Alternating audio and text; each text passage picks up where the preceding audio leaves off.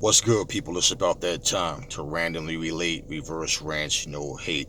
So Eddie Hearn responds to Leonard Ellerbe saying that he will knock him, I will knock that mother so and so out. And this is what Eddie Hearn had to say, and I'm going to play the whole interview because it's only 2 minutes and 12 seconds long. Yeah, go. Yeah, so talking about fights for next year, how about yourself and Leonard Ellerbe? Well, yeah, I mean, I don't know how I've disrespected him. All I said was our fight was bigger than his fight. 90-10 split, right? 10 million minimum guarantee, and you may get me in the ring.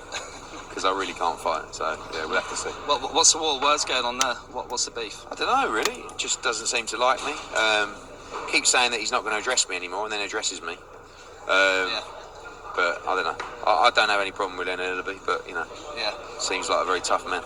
And now the arbitration settlement has happened with Dillian Whyte and Tyson Fury. What's the latest situation on that? Well, I think, what we really need to know is what's the split going to be, because that really reflects on the negotiation process for that fight. So we would like to put a major offer in to stage that fight. Obviously, Top Rank will be as well, and we certainly don't rule out doing a deal, but it has to be the right deal for Dillian Whyte, and it has to be a fair reflection of his value in that fight. Does it have to be more than 20%? Absolutely. Yeah, and I spoke to Alexander Usyk's manager last week, and he was talking about negotiations with Team Fury.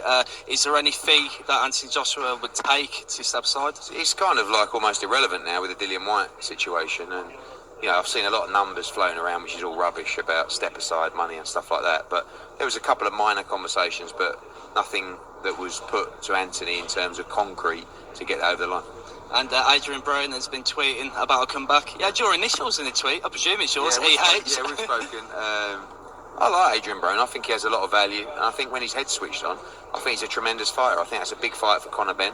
But we'll see if he can come through against Algeria first on Saturday. Could you see that be the next fight for Benn then? Yeah, I can. Yeah, but it's a tough fight. Like, if you get a switched on Adrien Broner, it's a really, really tough fight. But all eyes on Algeria first. And finally, I spoke to a source, and they've told me about talks between DAZN and BT about DAZN buying out BT. Do you know anything about it?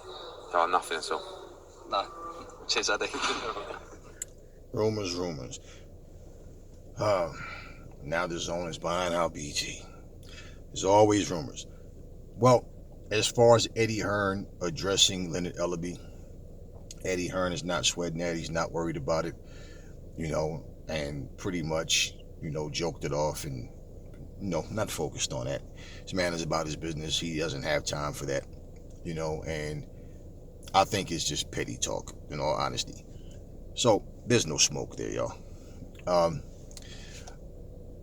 You heard what he said about Dillian Whyte versus Tyson Fury, that, the money has to be right, and he wants to make sure that Dillian Whyte is well compensated. And that's only right. So, the talk about AJ stepping aside, versus Usyk, AJ did say he never heard anything about it, and so did Eddie Hearn. Eddie Hearn, the thing with AJ was him saying that, his team not to bring that to him, but then, end up in the same breath saying that if the money was right, he was asked if the money was right, would he consider it? He said yes. So that's really what that was all about, as far as people, speaking, including myself, that, that answer was just kind of like, okay. But, people say a lot of things, and when people hear things, they headline things, the thumbnails, very misleading, because they'll say one thing, and when you click on there asking, could it be this, could it be that, after the headline says something like, the zone buys out BT Sports or something like that. But, and, as far as Adrien Broner is concerned,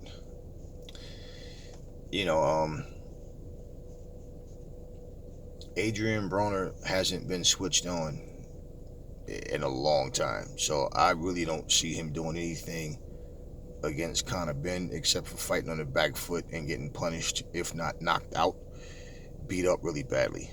I think Adrian's done. He spends too much time out the ring. He comes back, he has one fight, against the very top guys, he loses. He struggled against a C-class fighter in his last fight. He hasn't done anything since then, and it's just too much time off. He's not busy enough, and that inactivity, it works against you. If your body is banged up and you need time to heal, that can be a plus and help you, of course. But just skill-wise, Adrien Broner's skills have started diminishing a long time ago. He's not the same fighter. I think kind of Benn destroys him. Adrien is just, he doesn't let his hands go enough. He's scared of contact. He doesn't have the heart to mix it up. And he's just very tentative. And he's just not the fighter he used to be. Ever since he lost to Marcos Maidana, he hasn't been the same fighter. And he's been able to beat C-class fighters. Right now, in all honesty, I'd have to see him beat Conor Benn to believe that he even has a chance to beat him. I have to see it first. Things can happen, but unless Conor Benn just has a bad night, break his hand or something in the fight, injure himself, just straight up, I think Conor Benn destroys Adrien Broner. I think his better days are behind him. We will never see the Adrien Broner that we used to see. And, even that Adrien Broner at best might not have beat Conor Benn. That's neither here nor there. But wanted to put that video out about the response of Eddie Hearn to Leonard Ellerbe and, touch on everything else that he pretty much said. So, anyway, never fall in love with lies. Remember, the truth brings hate out of people. And I will catch you on the next video.